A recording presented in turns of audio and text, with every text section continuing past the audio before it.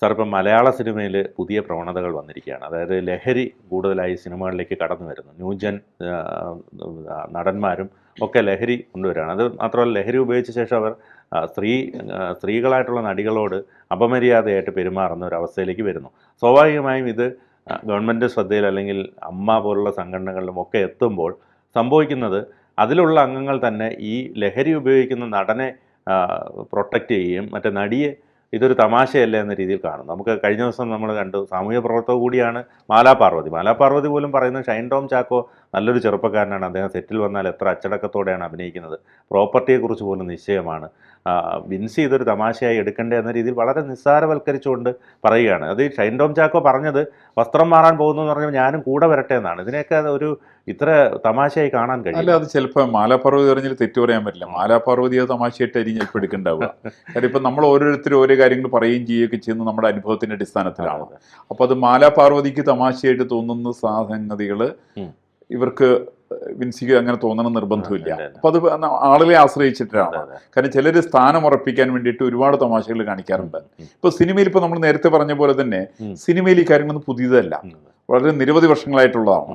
കേരളത്തിന്റെ സാമൂഹ്യ അന്തരീക്ഷത്തെ മലീമസ് എത്രത്തോളം അതിനെ പോസിറ്റീവായിട്ട് വന്നിട്ടുണ്ടോ അതേപോലെ തന്നെ മലീമസമാക്കിയിൽ സിനിമാ രംഗത്തിന് വലിയ പങ്കുണ്ട്. കാരണം സിനിമാ രംഗത്ത് സിനിമയിൽ കാണുന്നൊക്കെ യാഥാർത്ഥ്യമാണെന്ന് ധരിക്കുന്ന വലിയൊരു ജനമുണ്ട്. അതേപോലെ തന്നെ സിനിമയിലുള്ള നായക നടന്മാരും മറ്റുള്ളവർക്ക് ധരിക്കുന്നത് അവർക്ക് എന്തോ ആകാശത്ത് നിന്ന് പൊട്ടിമുളച്ചാളാന്നുള്ള മട്ടിലാണ്. അതുകൊണ്ടാണല്ലോ സേവ് ലക്ഷദ്വീപ് എന്നൊക്കെ പറഞ്ഞിട്ട് ചില ആളുകൾ ഇറങ്ങുക. അവർക്കൊരു പടം നിർമ്മിച്ച സമയത്താണ് 8 നിലയിൽ പൊട്ടാനുള്ള കാരണം ശരിക്കും അതുകൊണ്ടാണ്. കാരണം പടം നിർമ്മിക്കേണ്ട സംവിധാനം ചെയ്യാനായിട്ട് അറിഞ്ഞൂടാ, സംവിധാനത്തിന്റെ ABCD അറിയില്ല.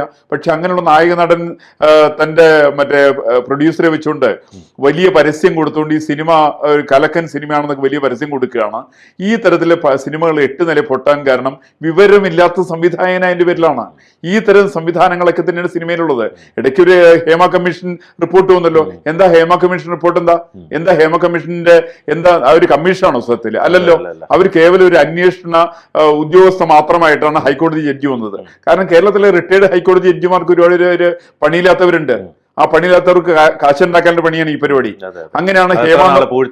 അതെ, അതിനുവേണ്ടിയിട്ടാണ് ഹേമ എന്ന് പറയുന്നതായിട്ട് ജഡ്ജ് ഒരു നാണമില്ലാതെ കണ്ടാണ് ആ സ്ത്രീ, ഹൈക്കോടതി ജഡ്ജിയായിരുന്ന ഒരു സ്ത്രീ, ഒരു ലജ്ജയും ഇല്ലാതെ കണ്ട് താൻ കൊടുത്തിരിക്കുന്ന റിപ്പോർട്ട് അത് നടപ്പിലെത്തി ഇവര് തന്നെ പണിക്ക് പോണത്. ഇവരെല്ലാം പണം വാങ്ങിച്ചിട്ടാണല്ലോ ഹേമ കമ്മീഷൻ, ഞാൻ കമ്മീഷനാണ് റിപ്പോർട്ട് ഉണ്ടാക്കുക എന്നൊക്കെ പറഞ്ഞത്. അവർ കൊടുത്ത സാധനത്തിന് മുകളിൽ അടയിരിക്കുകയായിരുന്നില്ലേ ഇവര്, അവരും സർക്കാരൊക്കെ ആ പേജുകൾ മാറ്റുന്നു, പേജുകൾ ഒരു മാറ്റം വരുത്തി കൊടുക്കുന്നു, അതിൽ നടപടി എടുക്കുന്നില്ല. പിന്നെ എന്തിനാണ് ഇവര് പണിക്ക് പോണത്? എനിക്ക് മനസ്സിലായത് ജസ്റ്റിസ് ഹേമയ്ക്ക് കുറെ പണം ഉണ്ടാക്കാൻ വേണ്ടി സാധിച്ചു എന്നുള്ളതല്ലാണ്ട് ആ റിപ്പോർട്ട് കൊണ്ട് യാതൊരു പ്രയോജനം ഉണ്ടായില്ല. അതിനകത്ത് പറഞ്ഞ കാര്യങ്ങളെ സംബന്ധിച്ച് അന്വേഷണം നടന്നോ? 15 കൊല്ലം മുമ്പ് നടന്നുള്ള സംഭവങ്ങളെ കുറിച്ച് എഴുതി വെക്കുക. ഇത് എന്തുകൊണ്ടാണ് ഇവർക്ക് നേരത്തെ കമ്മീഷൻ റിപ്പോർട്ട് കൊടുത്തുവിടാം? ഇവർക്ക് റിപ്പോർട്ട് ഇവർക്ക് നേരത്തെ കൊടുക്കാമല്ലോ. ഈ കോടതിയൊക്കെ അടക്കമുള്ള ആളുകള് മറ്റുള്ളവരുടെ കാര്യങ്ങളൊക്കെ ഇടപെടുന്ന കോടതിയുണ്ട്. ഇന്ത്യൻ രാഷ്ട്രപതി എങ്ങനെ പെരുമാറണം, ഗവർണർ എങ്ങനെ പെരുമാറണം എന്നൊക്കെ പറയുന്ന കോടതികൾക്ക് പോലും ഈ റിട്ടയർഡ് ജഡ്ജിമാരുടെ നടപടിയെ സംബന്ധിച്ച് ഒരു നടപടിയില്ലല്ലോ. ഇവരൊക്കെ പണം പറ്റിക്കൊണ്ടിരിക്കുന്നവരാണല്ലോ. ഇങ്ങനെ ഇവര് കൊടുക്കുന്ന ഇവരുടെ അന്വേഷണ കമ്മീഷൻ അവര് കൊണ്ടുവരുന്ന കാര്യങ്ങൾ നടപടി എടുക്കാൻ ഇവർക്ക് യാതൊരു അധികാരമില്ല. ഇവര് ചുമ കടലാസിനകത്ത് എഴുതി കൊടുക്കുന്നു.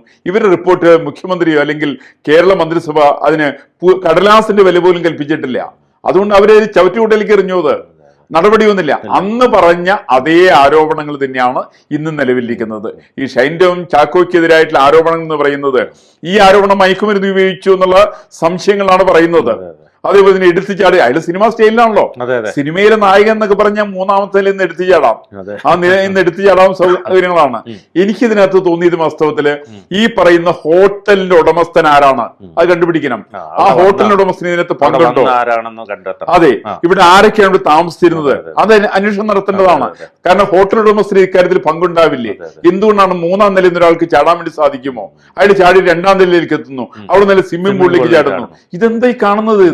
ഇത് കേരളം, ഇത് പിന്നെ ചോദിച്ചാൽ പറയും ഇത് നമ്പർ 1 കേരളമാണ്, ഇവിടെ ഇതൊക്കെ നടക്കും എന്നൊക്കെയാണ് പറയുക. ഇത് ലോകത്ത് എവിടെയാണ് നടക്കുക? ഇവിടെ ഒരു പോലീസ് സംവിധാനമുണ്ടോ? ഇന്നലെ തന്നെ പോലീസുകാർ പറഞ്ഞു ഇന്ന് രാവിലെ 10 മണിക്ക് എത്തണം എന്ന് പറഞ്ഞു. ഞാൻ മനസ്സിലാക്കിയത് ഷൈനിന് ആ സമയത്ത് സമയം ഉണ്ടായിരുന്നില്ല എന്ന് മനസ്സിലാക്കിയത്. അപ്പൊ അയാളുടെ ഇന്നലെ അച്ഛൻ പറഞ്ഞു ആ സമയത്ത് അവന് സമയമൊന്നും ഉണ്ടാവില്ല, നിങ്ങൾ 10 മണി കഴിഞ്ഞിട്ട് വേറെ സമയത്ത് വരാൻ വേണ്ടി പറഞ്ഞു. ഞാൻ ഇന്നലെ ഒരു FB പോസ്റ്റ് ഇട്ടിട്ടുണ്ടായിരുന്നു. കാരണം എന്താ വെച്ചിട്ടുണ്ടെങ്കിൽ ഈ പറയുന്ന പോലീസ് ഉദ്യോഗസ്ഥന്മാരെ കൂടി പുള്ളിക്ക് ഒരു സ്വീകരണം കൊടുക്കാൻ തീരുമാനിച്ചതാ. എറണാകുളം പോലീസ് സ്റ്റേഷനിൽ കാലത്ത് 10 മണിക്ക്. എന്നിട്ട് പോലീസ് എല്ലാ ഉദ്യോഗസ്ഥന്മാരും എത്താൻ വേണ്ടി പറഞ്ഞു. പോലീസ് ഉദ്യോഗസ്ഥന്മാരെത്തി, ഈ പറയുന്ന മഹാനായിട്ടുള്ള നടൻ എത്തിയില്ല.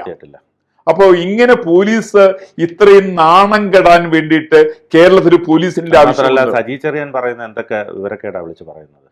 അതായത് ഇത് എമ്പുരാൻ വന്നപ്പോൾ പറഞ്ഞത് വിവാദങ്ങൾ ഉണ്ടാവണമെങ്കിലേ സിനിമ വളരത്തുള്ളൂ, അല്ലെങ്കിൽ ഇത് ശക്തമായി സർക്കാർ സംവിധാനങ്ങൾ ഇത്തരത്തിലുള്ള നടന്മാരെ നിയന്ത്രിക്കാൻ അമ്മ, മാക്ട, ഫെഫ്ക സംഘടനകളുണ്ട്.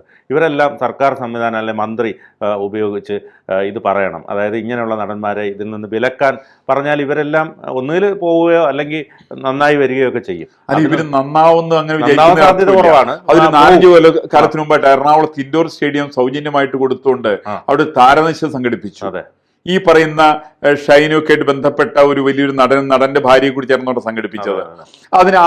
ഇതിനെ സംബന്ധിച്ച് ഇപ്പോഴത്തെ ഒരു കോൺഗ്രസിന്റെ നേതാവായിരിക്കുന്ന യുവ നേതാവായിരിക്കുന്ന ആളുടെ ഒരു ആരോപണം ഉന്നയിച്ചു.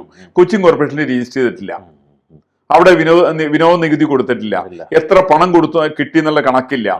ഇത് പ്രളയ ദുരിതാശ്വാസത്തിന് വേണ്ടിയിട്ടാണ് പരിപാടി നടത്തിയത്. പ്രളയ ഫണ്ടിലേക്ക് 10 പൈസ കൊടുത്തിട്ടില്ല അവര്. ഇങ്ങനെ ഉഡായിപ്പ് നടത്തുന്ന ചില ആളുകള് സിനിമയുടെ പേരിൽ കാട്ടിക്കൂട്ടുന്ന ചില കോപ്രായങ്ങള്, ആ കോപ്രായങ്ങൾ വഴിക്കാണ് കോടിക്കണക്കിന് രൂപയാണ് ഇവർ സമ്പാദിക്കുന്നത്. ഈ സമ്പാദിക്കുന്നതിന് കണക്ക് കൊടുക്കുന്നില്ല. ഇത് പലതും വെള്ളപ്പണമാണോ കറുത്ത പണമാണെന്ന് ആർക്കും നിശ്ചയമില്ല. ഈ പറയുന്ന പണത്തിന്റെ കണക്കുകൾ വ്യക്തമായിട്ട് ബോധ്യം വരുന്നില്ല. ഇങ്ങനെയുള്ള സംവിധാനങ്ങളാണ് ഈ പറയുന്ന ഷൈൻ ടോം ചാക്കോ അടക്കമുള്ള നിരവധി നടന്മാരെ സംബന്ധിക്കുന്ന ഇത്തരം ആരോപണങ്ങളുണ്ട്. ഇതൊരു അന്വേഷണം വേണ്ടതല്ലേ? ഇവരിങ്ങനെ കയറൂരി വിട്ടാൽ മതിയോ? ഇയാൾ ഇങ്ങനെ കയറൂരി വിടുക, അയാള് ഞാൻ സിനിമാ നടനാണ്, ഞാൻ ഓൺലൈൻ ഇന്റർവ്യൂകളിലൊക്കെ ഈ ആങ്കർമാരോടൊക്കെ വളരെ ദ്വയാർത്ഥ പ്രയോഗങ്ങൾ പറയുക. കാറിലൂടെ യാത്ര ചെയ്തുകൊണ്ടുള്ള ഒരു ഇന്റർവ്യൂവില് ഡ്രൈവിംഗ് അറിയാവുന്ന ആ കുട്ടിയോട് ചോദിക്കുന്നു. അതിനുശേഷം ഇയാൾ അറിയില്ല, ഞാൻ പഠിച്ചിട്ടുണ്ട്, നന്നായിട്ട് ഓടിക്കാൻ അറിയില്ലെന്ന് പറയുമ്പോൾ വളരെ സ്പീഡിലും വെട്ടിച്ചുമൊക്കെ ഓടിക്കുന്നു, അവരെ പേടിപ്പിക്കുന്നു. ഈ രീതിയിലാണ് പണ്ട് നമ്മൾ പ്രേംനസീറിൻ്റെയൊക്കെ കാലത്ത് നമ്മൾ കേട്ടിട്ടുണ്ട്. അദ്ദേഹം ഒരു സെറ്റിൽ രാവിലെ 6 മണിക്ക് ഷൂട്ട് തുടങ്ങണം. അപ്പം പ്രോപ്പർട്ടി കൊണ്ടുവരുന്ന ലോറി ആ സമയത്ത് വരുന്നുണ്ട്. കാറ് ബ്രേക്ക് ഡൗൺ ആയപ്പോൾ ആ ലോറിക്കകത്ത് കയറി പ്രേംനസീർ വന്നിട്ടുണ്ട്. അങ്ങനെയൊക്കെയുള്ള നടന്മാരുടെ കാലഘട്ടത്തിൽ നിന്നാണ് ഇവർ ഇത്രയും മയക്കുമരുന്നും അതോടൊപ്പം തന്നിഷ്ടപ്രകാരമൊക്കെ മുന്നോട്ട് പോകുന്നതെന്ന് പറയുമ്പോൾ ഇവരെ പ്രൊട്ടക്ട് ചെയ്യാനായിട്ട് നടീനടന്മാർ, സർക്കാർ എല്ലാം മുന്നിട്ട് നിൽക്കുകയാണ്. അല്ല, അതിന് പ്രധാന കാരണം അക്കാലത്ത് പ്രേംനസീറും അല്ലെങ്കിൽ സത്യനായാലും മധു ആയിരുന്നാലും അത്തരം പ്രാഗൽഭ്യം തെളിയിച്ചിട്ടുള്ള നടന്മാരാണ് കേരളത്തെ സംബന്ധിച്ചത്. നടിമാരെ അതേപോലെ തന്നെയാണ്. ഞാൻ നടിമാരെ ഓരോരുത്തർ പേരെടുത്ത് ഞാൻ പറയുന്നില്ല, പക്ഷെ എല്ലാവരും പ്രാഗൽഭ്യം തെളിയിച്ചിട്ടുള്ളവരാണ്. പക്ഷെ ഈ പറയുന്ന ഇപ്പോഴത്തെ നടന്മാരെ സംബന്ധിച്ച് പ്രാഗൽഭ്യം തെളിയിച്ചവരല്ല.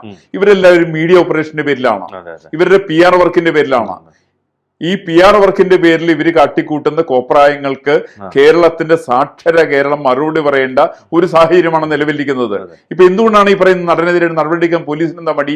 പോലീസ് നടപടിയൊന്നും എടുക്കുന്നില്ലല്ലോ. പോലീസ് ഈ ചുമ്മാ കോപ്രായം കാണിക്കാണല്ലോ.